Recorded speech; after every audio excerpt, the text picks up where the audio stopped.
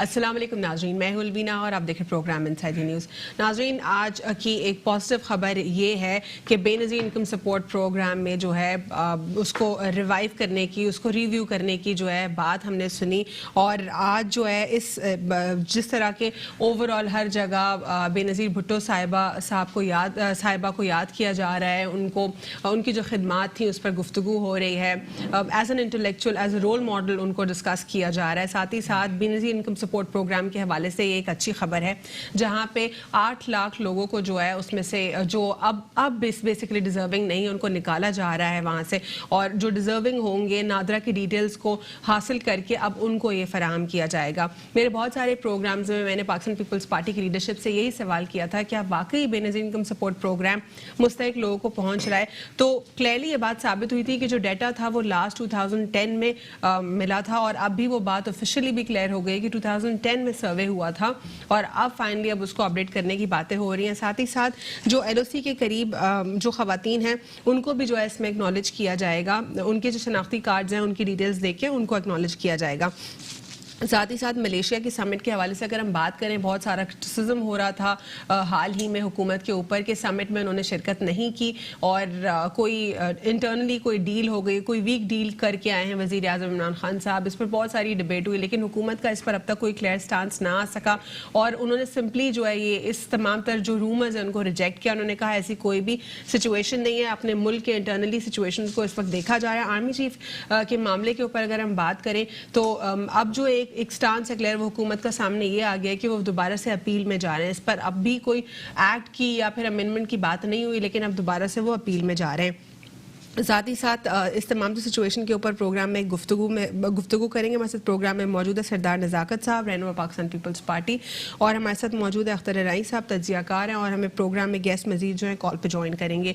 आप दोनों को प्रोग्राम में फॉर्मली वेलकम करते हैं। सरदार नज़ाकत साहब, सबसे पहले तो इस अहम दिन पे जो कि पाकिस्तान पीपल्स पार्टी के लिए हमेशा से वो याद करते हैं बीबी को, और उनकी जो लीडरशिप क्वालिटीज़ है इस पर डिबेट होती है। एक डेवलपमेंट हमने देखी बेनज़ीर इनकम सपोर्ट प्रोग्राम के हवाले से, how do you see this? देखें, सबसे पहले तो मैं मोहतरमा बेनज़ीर भुट्टो शहीद की कल बरसी है और पूरी दुनिया में रहने वाले जो लोग हैं जो मोहतरमा बेनज़ीर भुट्टो शहीद के चाहने वाले हैं, चाहे वो नेशनली हैं इंटरनेशनली, वो आज का दिन जो कल आ रहा है उसको एक हमारे ऊपर तो क़यामत गुजरी थी, चाहे पाकिस्तान में हूँ या मोहतरमा बेनज़ीर भुट्टो शहीद के मुखालफिन में से ही क्यों ना हो। लेकिन आपने देखा होगा सोशल मीडिया पे हर जगह आज से उनके हवाले से जो है हर जगह चीज़ें शेयर हो रही हैं, उनको याद किया जा रहा है। बेशक आज दिन नहीं है पर्टिकुलरली, लेकिन आज से जो है इसको एक्नॉलेज किया जा रहा है। जी, मैं जो हुकूमत इकदाम करने जा रही है, मैं समझ रहा हूँ कि ये उन लोगों के जख्मों के ऊपर नमक पाशी हो रही है जो मोहतरमा बेनज़ीर भुट्टो शहीद की लेगेसी को पूरी दुनिया में देखे। आज अगर इंटरनेशनल रिलेशन देखे तो पाकिस्तान के रिलेशन पूरी दुनिया के साथ कैसे हैं। अगर मोहतरमा बेनज़ीर भुट्टो शहीद होती तो वो पाकिस्तान की ये सिचुएशन ना होती। क्या ये अच्छा होता कि इमरान खान साहब अपने भूख से निकल के, अपनी ज़ाती आनात से निकल के वो मोहतरमा बेनज़ीर भुट्टो शहीद को खराज अकीदत पेश करते, जिन्होंने पूरी दुनिया की पहली मुस्लिम प्राइम मिनिस्टर हैं, और फिर पूरी दुनिया के लोग मोहतरमा बेनज़ीर भुट्टो की लेगेसी से उसका एतराफ़ करते हैं। तो बजाय इसके कि लोगों को रिलीफ दिया जाता है इस दिन के तौर पे, इस दिन मोहतरमा बेनज़ीर भुट्टो शहीद के चाहने वाले अपनी ब्लड को डोनेट करते पूरी दुनिया में, ताकि एक सिंबल के तौर पे एक चीज़ सामने आ सके। लेकिन क्या पाकिस्तान के लोग ये सोच रहे हैं, पाकिस्तान के लोग पाकिस्तान के लोगों को रिलीफ देने के बजाय मोहतरमा बेनज़ीर भुट्टो शहीद के चाहने वाले पूरे पाकिस्तान में, इसमें 8 लाख लोगों को अगर ये निकाल रहे हैं तो उसमें सिर्फ पीपल्स पार्टी के लोग तो नहीं है, वो तो पूरे पाकिस्तान के अंदर लोग, गरीब लोग हैं जिनको एक और पूरी दुनिया के इदारे उसको एक्नॉलेज कर रहे हैं इस प्रोग्राम को। तो मैं समझ रहा हूँ कि जिस तरह पाकिस्तान में जब आखिरी दिन होते हैं हुकूमतों के, देखिए इनिशिएटिव अच्छा लग रहा है, लेकिन पहले अच्छा लग रहा है, बुरा लग रहा है। बिल्कुल मैं समझ रहा हूँ कि बुरा लग रहा है। और मोहतरमा बेनज़ीर भुट्टो, देखिए इसको एकदम से ये करना कि जी 8 लाख लोगों को पहले सर्वे तो करवा लें कम से कम, किसी चीज का पता तो होना चाहिए, कोई किसी चीज का पता तो होना चाहिए कि भाई कितने कुछ माह कबल पाकिस्तान पीपल्स पार्टी के लीडर से इस वक्त तो मैं मैं particularly? देखिए एल्वीना, मैं इस वक्त सरदार आपको साहब सुन लीजिए ना। एक जवाब दे दूं ना। इस वक्त पाकिस्तान में जब से इमरान खान की गवर्नमेंट आई हुई है, सवाए पीटीआई के चंद हुक्मरानों के, चंद जो इलेक्टेबल्स हैं, उनके अलावा पूरे पाकिस्तान को इस वक्त मोहतरमा बेनजीर भुट्टो शहीद इनकम सपोर्ट प्रोग्राम की जरूरत है। आप अपने कैमरामैन से पूछ लें, हर आदमी चाहेगा कि पाकिस्तान मुझे ये सपोर्ट मिलनी चाहिए, जिस तरह आईसीयू में इमरान खान साहब ने पाकिस्तान को लोगों को डाला हुआ है। सरदार साहब, इस सिचुएशन को मद्देनजर रखते हुए ये तो बहुत अच्छा इनिशिएटिव है कि वो कह रहे हैं नादरा से हम पूरी डिटेल्स को चेक करेंगे, जो डिजर्विंग होगा वहां तक पहुंचाएंगे, तो आपको तो खुश होना चाहिए। मैं आपको बता रहा हूं ना, इस वक्त अगर 22 करोड़ पाकिस्तान की आबादी है तो 21 करोड़ लोगों को बेनजीर इनकम सपोर्ट प्रोग्राम की जरूरत है। लेकिन आपको ये बुरा क्यों लग रहा है कि 8 लाख हमने 8 लाख लोगों को 8 लाख इसलिए बुरा लग रहा है कि 8 लाख वो लोग ये जाहिर है अपनी पॉलिटिकल वो स्कोरिंग करने के लिए सिर्फ पीपल्स पार्टी को टारगेट करेंगे। मैं आज आपको बता रहा हूं ना, पहले इनके अज़ाम बता रहा हूं, क्योंकि पाकिस्तान के अंदर पीपल्स पार्टी ने फैसिलिटेट किया है लोगों को, आप ये कह रहे हैं। नहीं देखिए, मैं आपको बताऊं, वो सिर्फ पर्टिकुलर कुछ एरिया के लोगों को निकालना चाह रहे हैं। अच्छा। और सिर्फ एक अपनी डोमिनेशन को कायम करने के लिए, और इस तरह डिक्टेटरशिप ने भी कभी नहीं किया। आपको याद होगा कि जनरल ज़ियाउल हक साहब ने स्टूडेंट यूनियन पे पाबंदी लगाई थी, उससे क्या नुकसान हुआ है? पूरे पाकिस्तान के अंदर लीडरशिप गैप आया है। आज हमारे पास कोई इस तरह की लीडरशिप नहीं है जो अगर स्टूडेंट यूनियन होती तो होती। का हाल जो इस्लामाबाद यूनिवर्सिटी में आप देख लेना, वो कायदे आज़म यूनिवर्सिटी में क्या हाल है। देखिए कायदे आज़म वो एक आध को इंसिडेंट को देखिए, आप एक आध को इंसिडेंट को सामने एक आध को इंसिडेंट को सामने रख के आप इसको वो नहीं कर सकते। पूरी दुनिया में ये प्रैक्टिस होती है।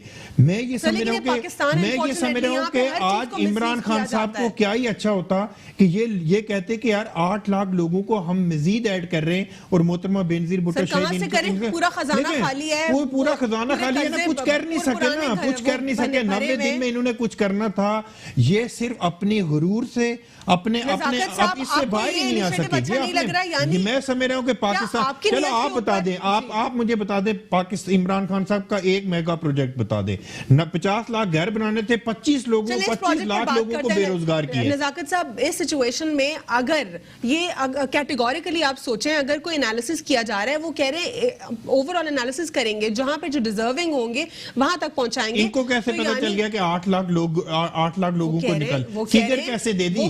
बगैर किसी, देखें, बगैर किसी प्रैक्टिस के, बगैर किसी कोई चीज देखने के, कौन देखें, नादरा के पास क्या रिकॉर्ड है कि मुझे, उनको क्या पता मेरी ट्रांजैक्शन क्या है, मेरी कितनी इनकम है, या मेरी फैमिली की कितनी इनकम है। इस वक्त ये सारे इनको देखें एल्वीना, इनसे कुछ होता नहीं है। मैं आपको बता रहा हूं ना, ये कोई प्रोजेक्ट नहीं कर सके। नेक्स्ट क्वेश्चन नजाकत, अगर बेनजीर इनकम सपोर्ट प्रोग्राम का ये इनिशिएटिव आपको अच्छा नहीं लग रहा, जो कि फेडरल लेने जा रही है, तो फिर मैं बात आपसे यहाँ पे ये करना चाहूंगी कि आपको लगता है कि Benazir income support programme 100% deserving शख्स को मिला है? देखिए, मैं एक चीज आपको बताऊं, जब इस तरह के प्रोग्राम होते हैं, सुन ले, जब इस तरह के प्रोग्राम होते हैं, ना कि सिर्फ पाकिस्तान के अंदर बल्कि पूरी दुनिया में कोई छोटे मोटे लूप होल्स उसमें होते हैं, गलतियां होती हैं। देखिए, सुन लेना, अगर आपने सवाल किया तो सुन लेना, उसमें गलतियां कोताहियां होती हैं। बहुत सारे ऐसे लोगों को भी चले जाते हैं कि आपको पता है कि पाकिस्तान के अंदर पॉलिटिकल डोमिनेशन भी होती है, बहुत सारी चीजें, MNA MPs भी अपनी चीज, हम ये थोड़ी कह रहे हैं। ये देखें, अगर कोई 95% अगर पूरी दुनिया के इदारे ट्रांसपेरेंट इदारे इसको अगर रिकॉग्नाइज कर रहे हैं, तो अगर 5-10% उसमें लूप होल्स है तो उसको खत्म कर ले, बजाय इसके क्या आप 8 लाख लोगों को निकाल रहे हैं। इस वक्त तो 20 करोड़ लोगों को इनकम सपोर्ट प्रोग्राम की जरूरत है। अख्तर इब्राहिम साहब, आप कैसे देखते हैं, जिस तरह सरदार नजाकत साहब कह रहे हैं कि इनको ज्यादा पर्टिकुलरली अच्छा नहीं लगा इनिशिएटिव, वो कह रहे हैं और लोग को ऐड ऑन कर देते वो दुरुस्त था, लेकिन इस तरह ये लोग जो है पॉलिटिकल विक्टिमाइजेशन भी कर सकते हैं। अब सवाल ये है कि आपको लगता है पाकिस्तान में जेन्युइनली इस प्रोग्राम को प्रोडक्टिव तरीकाकार से इस्तेमाल किया गया, वाकई जेन्युइन लोगों तक पहुंचा है? देखिए, पहली बात तो ये है कि नज़ाकत साहब की ये बात दुरुस्त है कि पहली मुस्लिम लीडर थी बेनज़ीर, इसमें कोई शक नहीं है, सब मानते हैं, पूरी दुनिया मानती है। मगर एक्चुअली ये जो डेटाबेस से फिगर निकाली गई है, अभी इसकी स्क्रूटनी होना बाकी है। ठीक है, फाइनेंशियल पॉइंट ऑफ व्यू से बहुत सी चीजें देखनी है। अभी तो कह दिया गया है कि जी किसी के पास कोई प्रॉपर्टी है, कोई बाहर के विजिट करके भी आ जाता है, इतना स्ट्रांग है, उसको क्या जरूरत है, सोने की चूड़ियां हाथ में पहनी हुई और पैसे लेने के लिए आ गए, इस तरह ठीक है, मगर ये कि ये टाइमिंग बड़ी गलत है। अच्छा, इससे मैं ये इत्फाक करता हूँ कि टाइमिंग बेसिकली ऐसा कल दिन आ रहा है और इस अभी ये करना, इसका क्या पॉलिटिकल मकसद है? अच्छा, ये गलत है। इसलिए मैं मेरा न्यूट्रल ओपिनियन ये है कि दिस इज रॉन्ग। देखिए कम से कम इतना तो वो हमारी लीडर थी भुट्टो साहब के बाद जो है वो बेनजीर साहिबा जो है वो बहुत बेहतरीन एक फीमेल थी, उसके पाए की दूसरी कोई भी लीडर बड़े सगीर में नहीं आई। अच्छा, दूसरी बात यह है कि ठीक है लूप होल्स 5% 10% नहीं है, थोड़ा ज्यादा है और ये नहीं होना चाहिए था, नवाजा भी गया होगा, मगर बात यह है कि अगर 8,20,000 लोग निकाले जा रहे हैं, इसकी पहले स्क्रूटनी होनी चाहिए। अभी बहुत जल्दबाजी में ऐलान किया गया है, कैसा होना चाहिए, किस तरह होनी चाहिए स्क्रूटनी? देखें इसमें एक्सपर्ट्स बैठते हैं, देखें इसमें कोई शक नहीं है कि हमारा नादरा का जो डेटाबेस है वो सिर्फ CNIC बनाने तक का नहीं है, उनका डेटाबेस बहुत ही सेंट्रल है और फाइनेंशियल पॉइंट ऑफ व्यू से भी स्टेट बैंक के साथ और बहुत से उसके साथ वो इंटरकनेक्टेड है। ठीक है, वो चीजें अगर उन्होंने डेटा दिया है तो डेटा ठीक हो सकता है, हो सकता है ये 8 ना हो, 8,20,000 ना हो सकता है 7 निकले, 5 निकले, मगर मुस्तहक जो अगर लोग अभी इसमें हैं, अगर उनसे ज्यादती की जा रही है तो वो नहीं होनी चाहिए, मजीद इनको उसको बढ़ाना चाहिए। टाइमिंग बहुत गलत है, कोई पॉलिटिकल स्कोर करना था या कोई ऐसी चीज करनी थी जो कि ये इस वक्त नहीं करनी चाहिए। ठीक है, यानी आप दोनों का यही स्टांस है इस पे कि ये टाइमिंग गलत है। न्यूट्रल ओपिनियन है मेरा, बिल्कुल न्यूट्रल ओपिनियन, टाइमिंग गलत है जी। और मैं समझ रहा हूँ कि ट्रांसपेरेंट तरीके से अगर ये कुछ लोगों को निकाल रहे हैं तो बहुत अच्छी बात है। अगर आप जिस तरह कह रहे हैं कि किसी ने सोने की चूड़ियां पहनी हुई और वो लाइन से लग के बेनजीर इनकम सपोर्ट प्रोग्राम से मुस्तफी हो रहा है, ये भी गलत बात है। लेकिन देखें अलवीना, मैं आपको बताऊं, मैं टू बी फ्रैंक, जिस तरह भाई ने बात की, कनेक्ट करूंगी, कॉल पे हमें ज्वाइन किया है जाहिद अवान साहब ने, उनको भी शामिल करते हैं प्रोग्राम में। अस्सलाम वालेकुम सर। जाहिद अवान साहब, बहुत बहुत शुक्रिया प्रोग्राम में शिरकत करने के लिए। आपको आवाज आ रही है? ठीक है, दोबारा कनेक्ट करते हैं। और मैं सिर्फ ये बात कह रहा था कि इस वक्त पाकिस्तान के अंदर जो सिचुएशन है, बाखुदा मैं कोई पॉइंट स्कोरिंग नहीं करना चाह रहा, जो लोग हमें पब्लिकली मिलते हैं, हमने अभी पाकिस्तान पीपल्स पार्टी की चेयरमैन बिलावल भुट्टो जरदारी साहब की हिदायत पे पूरे सिंध के अंदर खुली कचहरियाँ लगी हैं। जिस तरह लोगों की हालत है, मैं आपको बताऊं, मैं समझ रहा हूँ कि जिस महंगाई के अंदर इस दौर में लोग पिस रहे हैं, वहाँ पे हमने देखा कि लोग झोलियाँ उठा उठा के हुकूमत को बददुआएं दे रहे हैं। और हम इसमें ये नहीं कह रहे कि सिर्फ इमरान खान साहब, मैं कह रहा हूँ कि पाकिस्तान के इदारे जिन्होंने पाकिस्तान के ऊपर इस हुकूमत को मुसल्लत किया, पाकिस्तान के ऊपर, उनको भी ये बददुआएं लग रही हैं। नज़ाकत साहब, यहीं से मैं आपसे कंटिन्यू करूंगी, एक छोटा सा मैंने वक्फा लेना है, वक्फे के बाद मैं आपसे जानने की कोशिश करूंगी। 10 साल या फिर इससे भी ज्यादा का अरसा जो है, एक इतना लंबा ब्रेक आ जाना किसी एक अच्छे प्रोग्राम में, बेनजीर इनकम सपोर्ट प्रोग्राम, जब नेशनल एक्सचेकर से लोगों को, जो डिजर्विंग लोग हैं, उनको पैसा जा रहा था, तो वो ऑब्वियसली एक अच्छी जगह पे, जहां पे जिसको जरूरत है वहां जाना चाहिए था। तो क्या इस डाटा को दोबारा से रिवाइज नहीं हो जाना चाहिए था? 2010 में लास्ट रिवाइज हुआ था, इस पर बात करेंगे एक छोटे से वक्फे के बाद। Inside news, welcome back after break. नाज़रीन, ब्रेक से कबल मैं सवाल छोड़कर गई थी सरदार नज़ाकत साहब के लिए कि जो डाटा 2010 में लास्ट देखा गया था, क्या उसको रिवाइज नहीं हो जाना चाहिए था? What's your take on that? देखें, बिल्कुल रिवाइज होना चाहिए और इसमें कोई बदनीयती शामिल नहीं होनी चाहिए। मेरा कहने का मतलब ये, अगर आज इमरान खान साहब मुल्क के प्राइम मिनिस्टर हैं तो कल कोई और प्राइम मिनिस्टर होगा। आज इमरान खान साहब अगर प्राइम मिनिस्टर हैं तो वो उन 8 लाख लोगों के भी प्राइम मिनिस्टर हैं जो जिनको वो इस प्रोग्राम से निकाल रहे हैं। और जिन 8 लाख प्रोग्राम, सुन लेना, अगर 8 लाख लोगों को ऐड करेंगे तो वो भी इमरान खान साहब उस मुल्क के उनके प्राइम मिनिस्टर हैं। अनफॉर्चुनेटली मैं ये कह रहा हूँ कि सिर्फ ट्रांसपेरेंट तरीके से अगर इसको रिवाइज करते हैं बहुत अच्छी बात है, लेकिन उसमें पॉलिटिकल टारगेट किलिंग नहीं होना चाहिए कि जी ये लोग इस पॉलिटिकल सिस्टम का हिस्सा है, इस सूबे से ताल्लुक रखते हैं या इस शहर से ताल्लुक रखते हैं, तो फिर उसमें इमरान खान साहब को कम से कम हम ये थोड़ी कह रहे हैं कि जी आप बिल्कुल ना करें, आप इसको रिवाइज करें, लेकिन किसी जिसको हक है उसको मिलना चाहिए, जिसका हक नहीं है उसको नहीं मिलना चाहिए। अस्सलाम वालेकुम, जाहिद अवान साहब, प्रोग्राम में शिरकत करने का बहुत बहुत शुक्रिया। अस्सलाम। जाहिद अमान साहब, एक बड़ा डिसीजन सामने आया है जहां पे 8 लाख लोगों को बेनज़ीर इनकम सपोर्ट प्रोग्राम से निकालने का फैसला किया गया है क्योंकि वो डिजर्विंग लोग नहीं हैं और नादरा की एक्सेस से स्क्रूटनी के बाद जो है इसको डिजर्विंग लोगों तक पहुंचाने के लिए कहा गया है। आप इस ओवरऑल सिचुएशन को कैसे देखते हैं? बिस्मिल्लाहिर्रहमानिर्रहीम। देखें, बड़ा अच्छा मौजू आज आपने उठाया और ये बहुत अरसा पहले ये मौजू उठना चाहिए था, अवाम के सामने ये आना चाहिए था ट्रांसपेरेंट तरीके से। बहुत सी इसके पीछे चिमगोइयां हो रही थी। देखें, ये आज जैसे मिनिस्टर तानिया साहिबा हैं अपना पीपल्स पार्टी की, इन्होंने खुद इस चीज को डॉन लीग ने, जैसे डॉन के वेबसाइट पे 1,40,000 बंदों का आया है कि इनको इस प्रोग्राम में लिया गया है। उन्होंने कम से कम ये तस्लीम तो किया है अपने उस आज की उस कॉन्फ्रेंस में, बयान में, कि 80,000 लोगों को हमने निकाला गया है। पहले तो सबसे ये बात पहली पूछी जाए कि पीटीआई 1.5 साल हो गई है, पीटीआई आई है जो एहतिसाब का नारा लगा के आई थी, उन्होंने 1.5 साल में ये तहकीकात क्यों नहीं शुरू की? इसमें इमरान खान का तो नारा ये था कि वो एहतिसाब करेंगे, उनको चाहिए था कि इस पे कमेटी एक तश्कील दी जाती जो तहकीकात करती और हकदार को, जो इस पे ऐसे लोग हैं जो कि पहले ही ऑलरेडी जो गवर्नमेंट के सर्वेंट हैं, मुलाजिम हैं, जो अहल नहीं है इसके, वो इस फंड को यूज कर रहे हैं, बेनजीर इनकम सपोर्ट फंड जो है। जो गुर्बत की लकीर से नीचे लोग हैं वो तो बेचारे इससे बहुत दूर हैं। तो इसकी मैं तो कहता हूं कि इस प्रोग्राम के तवज्जुह से आपके मैसेज देना चाहता हूं पीपल्स पार्टी को भी और ये भाई बैठे और पीटीआई वालों को भी कि इसके लिए फौरी तौर पे कमेटी तश्कील दी जाए। एक तो जो नाअहल, जो मतलब जिन लोगों ने ये अहल नहीं थे इसके फंड के लेने के, अमीर लोग जिन्होंने इसको खुद बुद किया, खाया, इस्तेमाल किया गया, और दूसरी कमेटी ये तश्कील दी जाए कि जो गुर्बत की लकीर से इसके हकदार हैं, जिनको ये हक पहुंचता है, जिनके ये बेनजीर इनकम सपोर्ट प्रोग्राम बनाया गया था, उसके लिए इमीडिएटली एक कमेटी तश्कील दी जाए। लेकिन उससे पहले जो इसमें खुदबुद कर चुके हैं उसके लिए एहतिसाब किया जाए और एक कमेटी देखें। एसपीआर जो है एक इदारा है, स्टैटिस्टिक इदारा है, अमीरों को तो फौरन वो एक रिकॉर्ड उनके पास है, FIA के पास ढूंढ निकालती है किसने टैक्स दिया, कौन कितना अमीर है, कितने है। गुर्बत का रिकॉर्ड क्यों नहीं है? गरीब आदमी का रिकॉर्ड इनके पास क्यों नहीं है?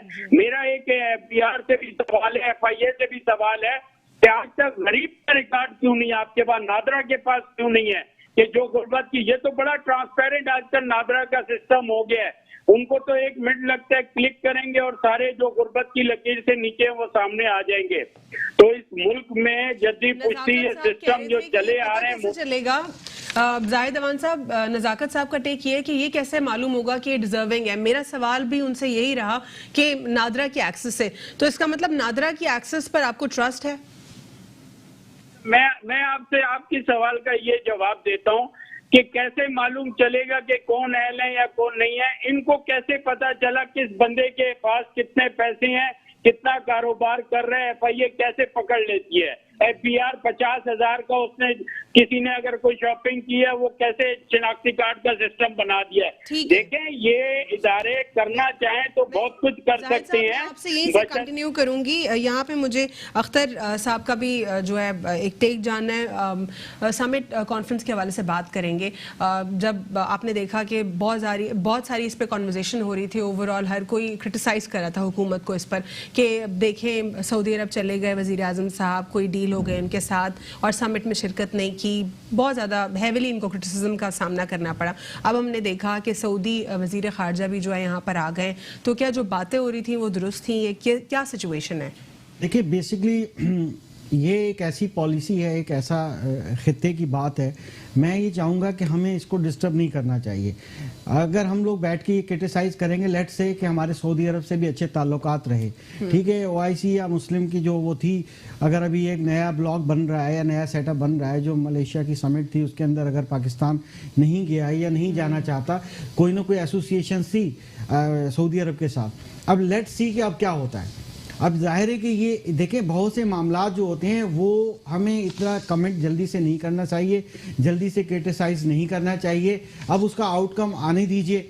या तो हम लोग पॉलिसी मेकर्स होते, हमारी बात सुनी जा रही होती। अब जो ग्लोबल इश्यूज होते हैं ना, वो बहुत पावरफुल होते हैं, उसके अंदर हम कुछ भी नहीं कर सकते, बजाय हम एनवायरनमेंट खराब करने के और मीडिया पे बैठ के जो है बिलावजा गलत बात करने सऊदी अरब, यूएई, ईरान, इस ओवरऑल सिचुएशन में समिट में वहां पे वो भी नहीं दिखाई दिए, तो क्या ये कोई नेगेटिव ड्रॉबैक था कि पाकिस्तान वहां शामिल नहीं था? देखिए, सलामती काउंसिल की आप कारकर्दगी का आपको पता है, जो यहाँ पर किन के इन्फ्लुएंस में कौन है वो पता है, उस पर बात करना मेरा ख्याल है मुनासिब मैं नहीं समझता, कम से कम।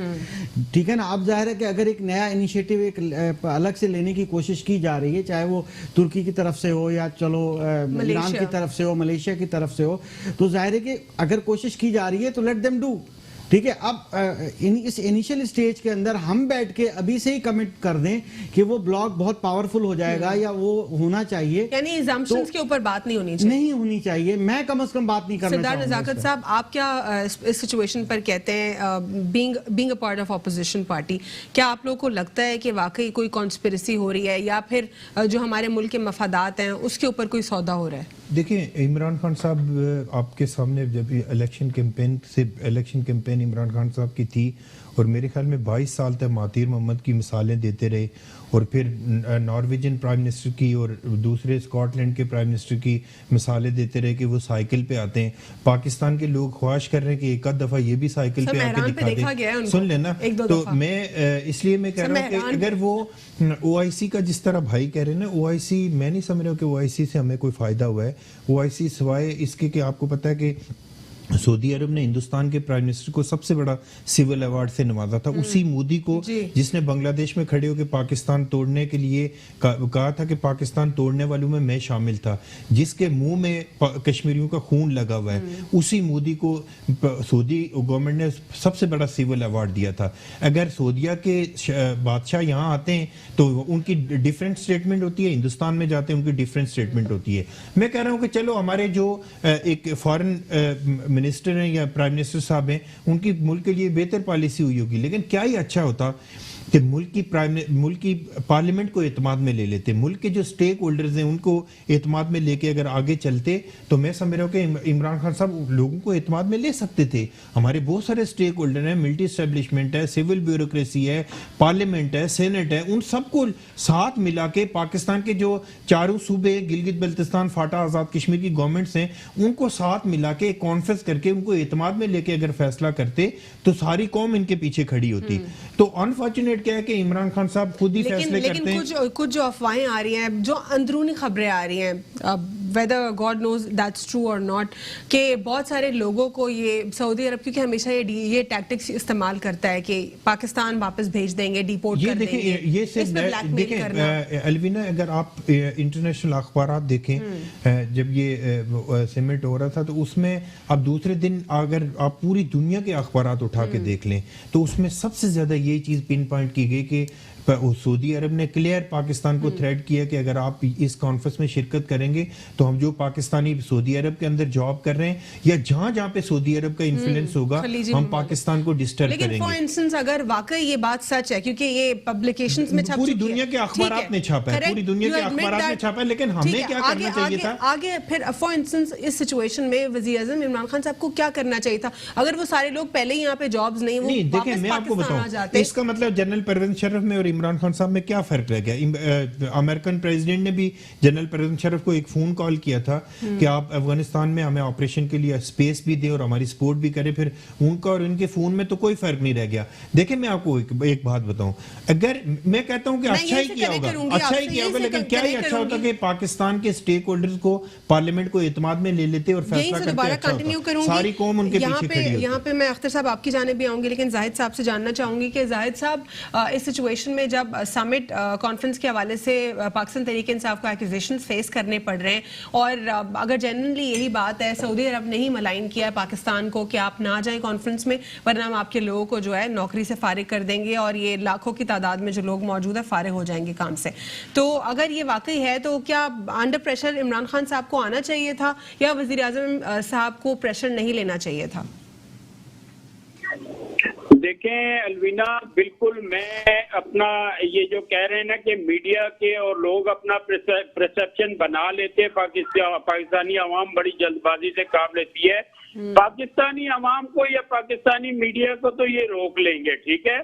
ये दूसरे मुल्कों के अखबारों को कैसे रोकेंगे? दूसरे मुल्क की मीडिया जो कह रही है इस वक्त पूरा के मलेशिया आने का कहा और उसके बाद इजाजत दी और एकदम से यू टर्न ले लिया गया, तो ये आप क्या इंटरनेशनल मुस्लिम ममालिक को क्या मिल, एक जगह तो आप अमेरिका में बैठ के या अपना आइडियल करार देते हैं महातीर मोहम्मद को और तुर्की के सदर को, कप्तान साहब, ठीक है।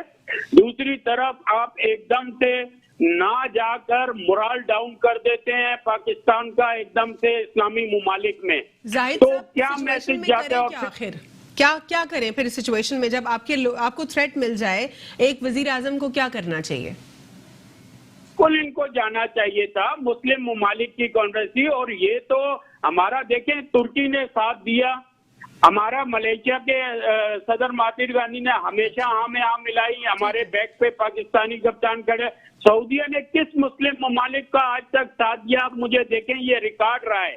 सऊदीया ने हमेशा मुस्लिम ममालिक के खिलाफ ही किया है वो, और अब भी जो बाहर मुल्कों में अखबारों की सुर्खी बनी हुई है कि सऊदीया ने धमकी दी है और सऊदी अरब ने मना किया है कि हम काम के लोगों को भी वहां से निकालेंगे और अपनी जो बैंक में पैसे रखे हुए हैं वो भी। ये बिल्कुल सच साबित होती हुई दिखाई दे रही है ना। कोई नाक में अवाम नाला तो नहीं डालती, अवेयरनेस तो रखती है। इस सिचुएशन आप में अपनी डिप्लोमेसी को कैसा होना चाहिए जाहिद साहब? अब अपना इमरान खान का मोरल कहाँ गया? अच्छा, ठीक है। अख्तर साहब, डिप्लोमेसी के तरीके होते हैं, डिफरेंट तरीक़ाकार से डिप्लोमेसी की जाती है। इस सिचुएशन में आपका क्या मानना है कि अगर थ्रेट किया जाए किसी प्राइम मिनिस्टर को कि आपके लोगों को हम नौकरी से फारिग कर देंगे, तो उनका स्टांस क्या होना चाहिए? क्या उनको इस अनड्यू इन्फ्लुएंस में आना चाहिए या अनड्यू इन्फ्लुएंस में नहीं आना चाहिए? क्योंकि कैटेगोरिकली अनड्यू इन्फ्लुएंस अनलॉफुल है। इवन इंटरनेशनल लॉ के मुताबिक इलीगल काम किया सऊदी अरब ने, तो बिल्कुल किया। तो इनलीगल प्रैक्टिस तो ऑलरेडी हो ही रही थी और होती रहती है। अब ये है कि अचानक पहले ही मुल्क बहरान में है, फाइनेंशियल क्राइसिस में है। क्या सऊदी अरब को हिलाया गया है ये इस बिहेवियर के ऊपर? क्या वो आदी है पाकिस्तान के लिए? देखिए, वो तो बेसिकली आपको पता है कि उसके पीछे कौन सी फोर्सेस हैं और वो किसके इन्फ्लुएंस में हैं। अब उस पर फिर भी मैं बात नहीं करना चाहूँगा क्योंकि आपको पता है कि रिमोट पे क्या हो रहा होता है। बात यह है कि पाकिस्तान इमरजेंसी में इस वक्त अगर हमारी ह्यूमन रिसोर्स जो है अगर वहाँ से उनको मुल्क बदर कर दिया जाता है, तो आप ये बताइए कितने पहले ही बेरोजगारी है इस मुल्क में। इसी में मैं आपसे जानूंगी, डिटेल में जानूंगी। एक छोटा सा वक्फा लेना है, वक्फे के बाद गुफ्तगू का सिलसिला यहीं से जारी रखता है। Stay with sun inside.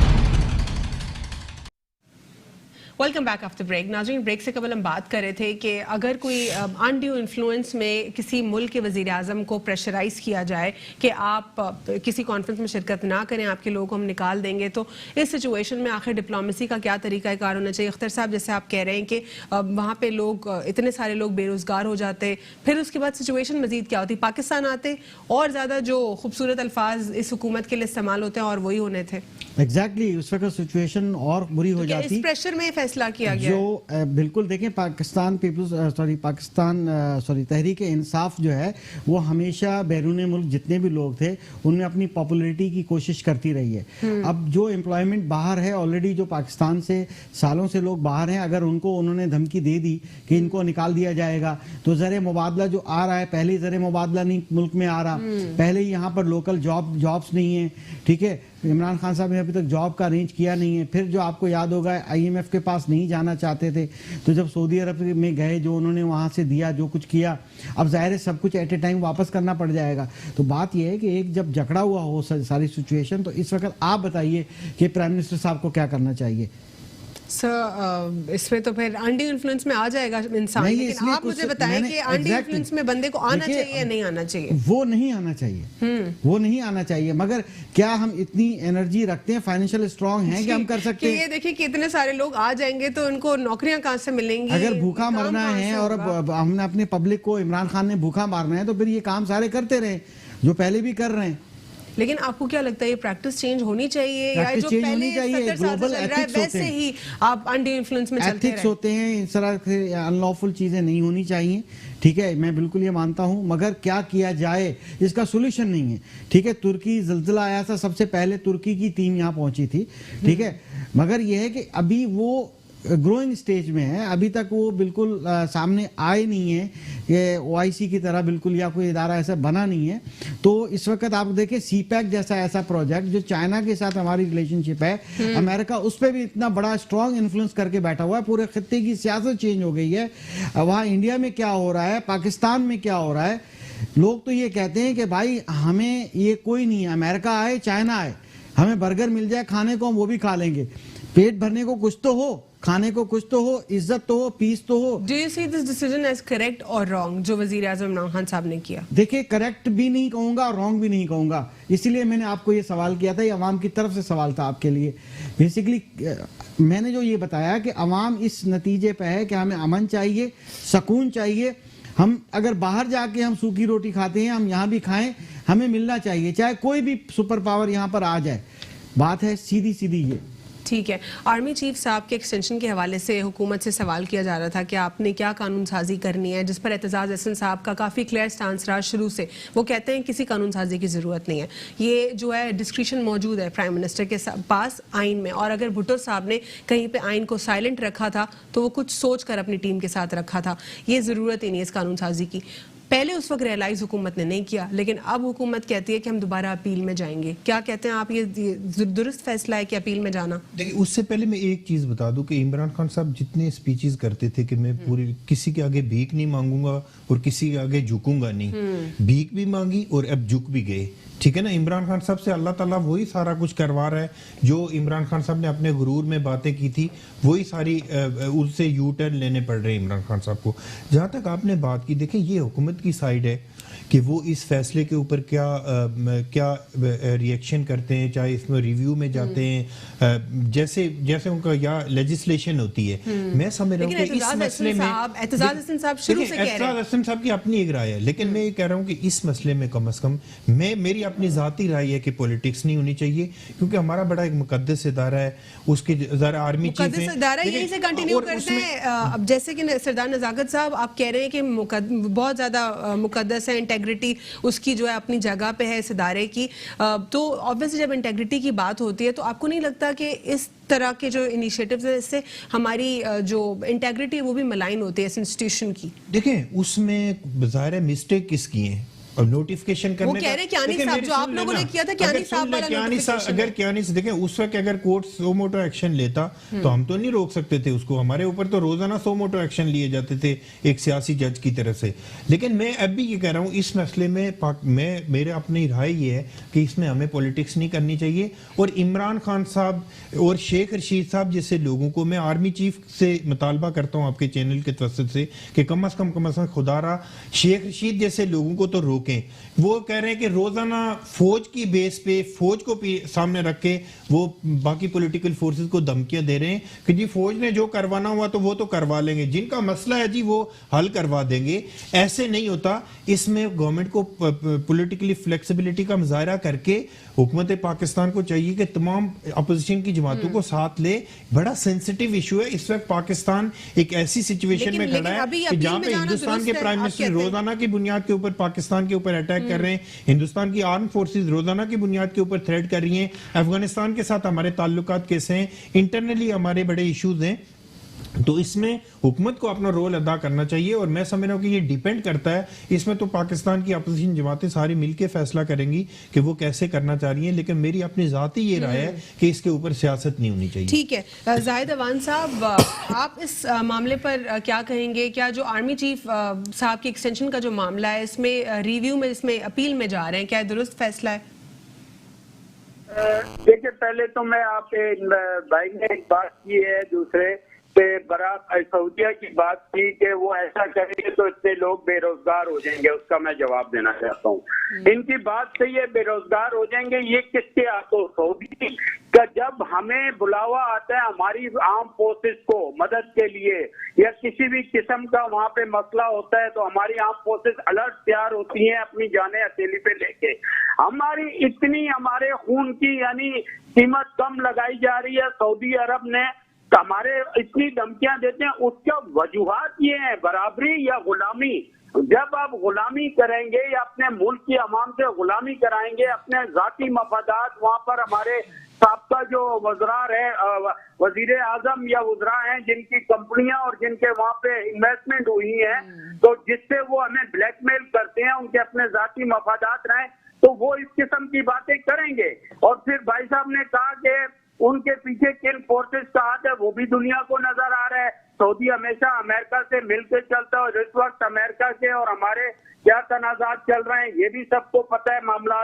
बात ये और आपने की बात विफाकी गवर्नमेंट, विफाकी गवर्नमेंट इस वक्त ऑलरेडी सुप्रीम कोर्ट में जा चुकी है।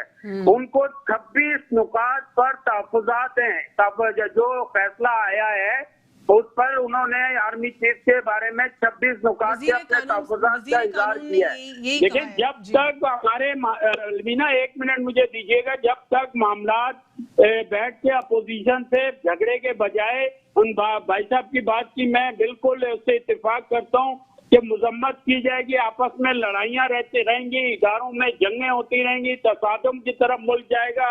जो बड़ा अफसोस से मैं कहता हूँ कि ये एक्सटेंशन वक्त की जरूरत थी, अपोजिशन को कॉन्फिडेंस में लेके इस वक्त इमरान खान का साथ देना चाहिए था और इमरान खान को भी चाहिए बजाय के अपोजिशन के क्रिटिसिज्म करने के, रिवेंज की सियासत करने के बजाय उनको साथ लेके इन मामलात को जल्दी, अगर इदारे तसादुम की तरफ जाते हैं, ऊपर से हमारा दुश्मन मुल्क इंडिया तैयार खड़ा हुआ, आज हमारे 2 जवानों की शहादत हुई जिससे इंतहाई अफसोस मैं करता हूँ, रोजाना शहादतें हो रही हैं, अवाम शहीद हो रही है बेकसूर, तो ये इदारों में ऊपर से तसादुम हो रहा है, ये अच्छाई की तरफ नहीं जा रही, मुल्क को तबाही की तरफ ले जा रहा है। तो ये मेरा कहना ये है, इदारों के दरमियान माजराई नहीं होनी चाहिए, पाकिस्तान के लिए इंतहाई नुकसानदेह बात है। इस वक्त अपोजिशन और इदारों में हमआंगी होनी चाहिए और गवर्नमेंट के वज़राओं के जो मुंह है वो इस वक्त उन पे कोई सील लगानी चाहिए इमरान खान को, जो अपने दुश्मन आप हैं, जो मौका देते हैं, इतनी क्रिटिसिज्म और इस किस्म के बयानात देते हैं कि अपोजिशन को मौका मिलता है, वो अपोजिशन जो है फिर आगे से इस तरह। अब ये मुझे बताएं कि कोर्ट ने, सुप्रीम कोर्ट ने दे दिया है फैसला कि ये पास होगा अपना मेजोरिटी से, 1/3 मेजोरिटी से पास होगा आर्मी चीफ का एक्सटेंशन का मसला। और एक्ट की बात तो नहीं कर रहे, अभी वो कह रहे हैं पहले क्लियर नहीं था कि तो अगर आप ही रिजेक्ट हो जाती है तो डेफिनेटली इनको लेजिस्लेशन की तरफ आना पड़ेगा जी। लेकिन अभी जो उनका स्टांस है वो ये कह रहे हैं कि हम अपील में जा रहे हैं। पहले इन्होंने कहा था, क्लियर नहीं था ना कि इनको ओवरऑल अमेंडमेंट करनी है कॉन्स्टिट्यूशन में या फिर उनको आर्मी एक्ट इटसेल्फ, जो कि एतजाज हसन साहब कहते हैं कि जरूरत ही नहीं है अमेंडमेंट की। इस तमाम तर मामले को मैसअप किया गया है उस पिटिशन के बाद और जो तमाम तर सिचुएशन हुई है वो ओवरऑल एग्जैजरेटेड सिचुएशन है। उनका पॉलिटिकली भी स्टांस दिखाई दिया हमें अलग ऑपोजिशन जमातों से, हालांकि वो पाकिस्तान जो भी देखें अलविना, जो भी सिचुएशन हो, अगर लेट से ये जाते हैं रिव्यू में तो उसमें भी अगर एक चीजें तैयार होनी चाहिए ना, 6 महीने गुजरते हुए टाइम नहीं लगेगा, इस मसले को पहले रिजॉल्व होना चाहिए ताकि अपोजिशन जमातों को के साथ मिलके ये गवर्नमेंट जो भी होती है, ये पहली गवर्नमेंट है दुनिया की जो अपोजिशन इसको स्पेस दे रही है काम करने का, लेकिन ये स्पेस लेना नहीं चाह रही क्योंकि इनके मुंह बंद नहीं होते। जिस तरह हमारे पार्टिसिपेंट ने भी बात की कि एक उन्होंने कहा जी कि मुंह पे लगानी चाहिए, एक टेप इमरान खान साहब के मुंह पे भी होनी चाहिए कि वो डेली बेसिस पे अपोजिशन को टारगेट कर रहे हैं और ऐसा लगता है कि कोई अपोजिशन लीडर किसी के लिए बात कर रहा है। इमरान खान साहब को चाहिए कि इस वक्त मुल्क की जो सिचुएशन है, जो हालात हैं, जिस तरह के हमारे सामने क्राइसिस हैं, चाहे इदारों के दरमियान है या पूरे पाकिस्तान के अंदर गुर्बत, महंगाई, बेरोजगारी है, उसमें तमाम पाकिस्तान के स्टेक होल्डर को ऑन बोर्ड लेके उनको आगे चलना चाहिए ताकि ताकि पाकिस्तान के लोगों को कोई रिलीफ मिल सके। ये रोजाना की बुनियाद के ऊपर आप देखें ना, इमरान खान साहब ने कितने लोगों को अरेस्ट करवाया। फरियाल तालपुर साहिबा के केस में जज साहब ने, सुन लेना, जज साहब ने इनकी क्लास ली इनके वुकला की कि भाई आपने किस कानून के तहत 6 महीने से इनको अरेस्ट किया हुआ है, अपने अकाउंट से 1.5 करोड़ रुपए की ट्रांजैक्शन थी। तो ये बड़ा अनफॉर्चुनेट है कि सिर्फ अपोजिशन को टारगेट किया जा रहा है। दे दीजिए इस पे अपील वाले मामले में आपको लगता है कि अपील को रिव्यू किया जाएगा, क्योंकि 26 पॉइंट्स के ऊपर उनको सख्त तहफ्फुज़ात है, वजीर कानून साहब कहते हैं, और हुकूमत की जो टीम है, लीगल टीम, उन्होंने ये कहा है। देखिए अपील भी ठीक है, उसके बाद जो है प्लान बी के मुताबिक जो है पीछे कानून साजी के लिए भी तैयारियां की जा रही हैं, जो मेरी नॉलेज के मुताबिक है कि वो भी तैयारियां काम किया जा रहा है, मगर क्योंकि उनको जो पॉइंट्स मिले हैं उस पर उन्होंने वो रिव्यू करने के लिए कहा गया है। मैं दोबारा ये आऊँगा कि मीडिया को हमें ये चाहिए कि इस इशू को ज़्यादा आम ना करें हाईलाइट, इसको रिव्यू किया जाए, जैसे कानून साजी की जाए, ये गवर्नमेंट जाने और गवर्नमेंट का काम जाने, मीडिया इसमें जो है ज़्यादा ना करे, जस्ट एक इन्फॉर्मेशन के हद तक रहे। दूसरी बात है कि ज़्यादा इस चीज़ को करें कि जापान ने 3000 टेक्निकल स्किल पर्सन की डिमांड की है, मुआहदा हुआ है जी। अब अगर जल्दी से यहाँ पर स्किल फोर्स तैयार की जाए, 6 मंथ के शॉर्ट कोर्सेज करा के आप इस तरफ भेजे जाएं, तो ज़र मुबादला भी आपका आएगा और आप एक ही मुल्क के ऊपर या ज़्यादा एक सिर्फ इस ब्लॉक के ऊपर आप डिपेंड नहीं करेंगे, आपका दूसरे एरिया में भी आपकी जो है उस पर काम नहीं हो रहा, एजुकेशन पे काम नहीं हो रहा, वो करना जरूरी है। बहुत बहुत शुक्रिया अख्तर अराई साहब प्रोग्राम में शिरकत करने के लिए। सरदार नज़ाकत साहब आपका भी बहुत बहुत शुक्रिया। हमें प्रोग्राम में जाहिद अवान साहब आपने भी ज्वाइन किया, आपका भी बहुत बहुत शुक्रिया। कुछ चीज़ें कंक्लूड करते चले तो उसमें यह है कि जो अपोजिशन जमातें हैं वो भी एक अहम जो है एक स्टेक होल्डर है हुकूमत के साथ। जब तक वो हुकूमत और अपोजिशन जमातें वन पेज पर नहीं आएंगी तब तक प्रोडक्टिव सोल्यूशन नहीं निकलेंगे ये चीज़ों के। अगर हम इदारों के मलाइन करने की बातें देखें, आजकल एक इदारा दूसरे इदारे को जो है मलाइन करने की कोशिश कर रहा है सिर्फ और सिर्फ पावर के लिए, और अपनी पावर को भी मिसयूज़ कर रहा है। जब जहाँ पे हम लोग अपने ड्यूटीज़ की बात भूल जाते हैं, वहाँ पे हम सिर्फ राइट्स क्यों आखिर मांगते रहते हैं। गुज़िश्ता 36 आवर्स के अंदर अंदर जो है LOC पे पाकिस्तान के ख़िलाफ़ जो है भारत ने बेसिकली LOC की वायलेशन की है, और हमारे जो मुसलमान फ़ौजी हैं, पाकिस्तानी फ़ौजी, उनको शहीद किया है, सिविलियंस को भी जो है शहीद किया गया है। ये तमाम द सिचुएशन हमारे लिए बहुत एक क्वेश्चन मार्क रेस करती है कि इस तरह इदारों की इंटेग्रिटी के ऊपर अगर सवाल उठते रहेंगे तो कोई भी साख नहीं बचेगी किसी भी इदारे की। आज के लिए इतना ही। अल्लाह हाफ़िज़, गॉड ब्लेस यू ऑल।